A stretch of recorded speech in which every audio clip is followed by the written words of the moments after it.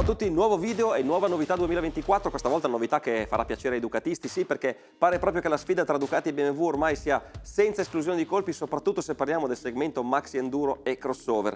La GS è il riferimento del segmento Maxi Enduro, bene, a Borgo Panigale si inventano la multistrada V4 che al GS va a dare molto fastidio.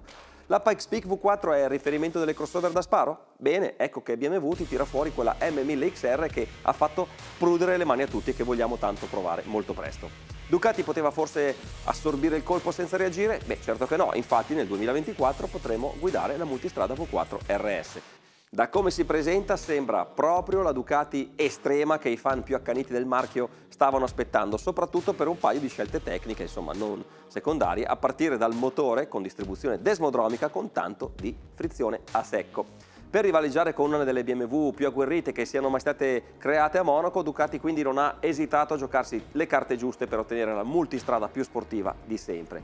La V4 RS che sbarca sulla terra proprio in concomitanza con il 20° anniversario del lancio della prima multistrada è raffinata e leggera, potente e di conseguenza ovviamente esclusiva e anche costosa. Nel momento in cui giriamo questo video ancora non conosciamo il peso complessivo a secco o in ordine di marcia, Ducati non lo dichiara, ma abbiamo qualche idea di quali siano i componenti dove i tecnici di Borgo Panigale sono riusciti ad andare a limare il peso anche per compensare il fatto che con il Desmo il motore un pizzico di peso lo aggiunge, c'è più ferro che gira. Un primo esempio è il codino, ora in tecnopolimero, che permette di risparmiare 2,5 kg. Dicevamo che anche la Ducati più esclusiva, Ducati non dichiara ancora il numero dei pezzi, però si sa per certo che la multistrada V4 RS sarà prodotta in serie numerata. Gli orgogliosi possessori potranno ricordarsi ogni giorno di guidare un modello esclusivo grazie alla placchetta in alluminio anodizzato posta sulla piastra di sterzo. Non è un caso che la nuova arrivata si fregi del nome RS, nome che guarda caso ha molta attinenza con le sigle delle supercar di mamma Audi e unisce soluzioni tecniche uniche ad altre altrettanto uniche, stilistiche e di dotazione.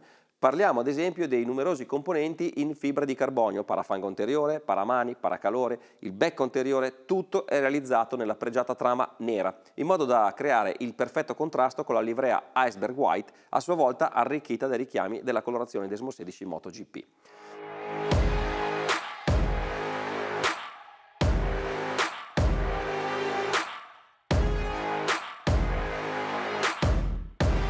Sulla V4 RS il motore è direttamente trapiantato dalla famiglia Superbike Street Fighter, parliamo quindi del Desmo 16 stradale da 1103 cm3 in grado, in questa configurazione che è omologata a Euro 5+, di garantire una potenza di 180 cavalli e una coppia massima di 120 Nm a 9500 giri.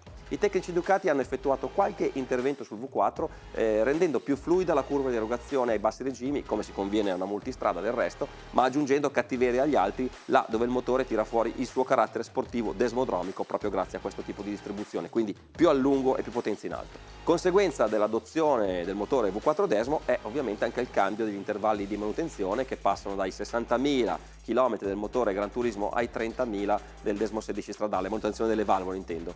A fare da piacevole contorno, anche sonoro, il silenziatore a Krapovic sviluppato appositamente per questa moto. Il motore quindi fa un bel passo avanti, 10 cavalli in più rispetto a quello della Pikes Peak, ma non è tutto. Per la felicità dei desmomaniaci, Ducati ha portato anche sulla multistrada la frizione a secco STM Evo Superbike, la stessa della Panigale V4 SP2. La frizione è realizzata in alluminio, ricavata dal pieno e ha una specifica configurazione di molle e rampe, questo per dare una più fluidità di guida in fase di staccata e inserimento curva. Per quanto riguarda la ciclistica, ovviamente la scelta della ruota anteriore del 17 era super scontata. La base di partenza infatti è quella della Pikes Peak, con cui la multistrada V4 RS condivide il telaio monoscocca in alluminio, specifico per loro, e diverso da quello di V4S e della V4 Rally, che ha un'inclinazione di cannotto differente. Anche le sospensioni sono in comune con la Pikes Peak, parliamo delle Öhlins Smart EC 2.0 Even Base. Confermatissimo ovviamente l'impianto frenante, qui in effetti c'era ben poco da migliorare, marca Brembo, e dischi da 330 e pinze monoblocco Stilema per l'occasione colorate in rosso, su cui sono montate però le pastiglie della Panigale V4. Dietro disco singolo da 265 mm con pinza flottante Brembo. Tutto è gestito dall'ABS Cornering Bosch Brembo 10.3 ME.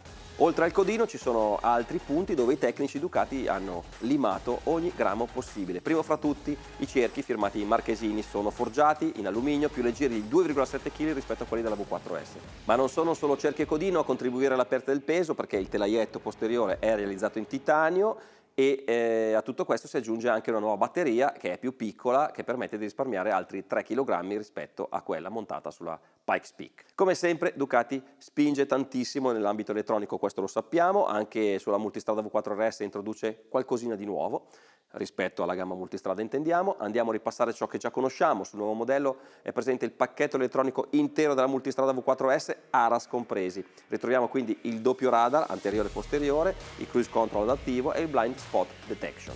Ovviamente è presente tutto il bouquet di controlli che ben conosciamo e sappiamo essere presenti su tutte le Ducati. Non vi faccio l'elenco perché sarebbe più lungo di un calendario, però sappiate che ci sono le 4 mappature, Race, Sport, Touring e Urban. In Sport e Touring i tecnici hanno modificato un po' le tarature per rendere la guida un po' più rilassata e confortevole senza mai farsi mancare il supporto necessario. Pensando anche alla guida in coppia e a pieno carico, già perché comunque la RS, ragazzi, resta pur sempre una multistrada, quindi si può viaggiare in due, è stata aumentata la frenatura idraulica delle sospensioni quando il pilota va a selezionare i livelli di smorzamento più elevati nelle varie mappature. Arriviamo alla novità. Ducati introduce per la prima volta nella famiglia multistrada il Power Mode Full. In cosa consiste? Semplice, potenza allo stato brado. Questo nuovo Power Mode non è integrato nei Riding Mode ma va attivato direttamente dal pilota e permette di erogare la massima potenza del V4 senza filtri elettronici, quindi massima potenza in tutte le marce. Questo Power Mode ovviamente si aggiunge a tutti gli altri da sempre presenti e disponibili sulle multistrada V4, ovvero High, Medium e Low. Nel momento in cui stiamo registrando questo video ancora non sappiamo il peso, che vi ho detto non è noto, non sappiamo nemmeno quanti ne arriveranno e nemmeno il prezzo, però sappiamo quando arriverà, a gennaio 2024. Sarà disponibile la multistrada V4RS in un unico allestimento e in un'unica colorazione, Iceberg White.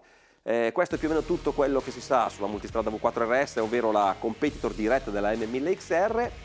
Io qua sotto nei commenti, se volete chiedere delle altre cose, siamo pronti a rispondervi. Diteci cosa ne pensate di questa nuova multistrada. È giusto chiamarla anche multistrada o forse magari meriterebbe addirittura di cambiare nome? Fateci sapere qua sotto nei commenti e iscrivetevi ai nostri canali, iscrivetevi al canale YouTube, seguiteci sui social, Red Live Pix su Instagram perché lì ci saranno tante storie interessanti e noi ci vediamo al prossimo video e anche a EICMA. Ciao!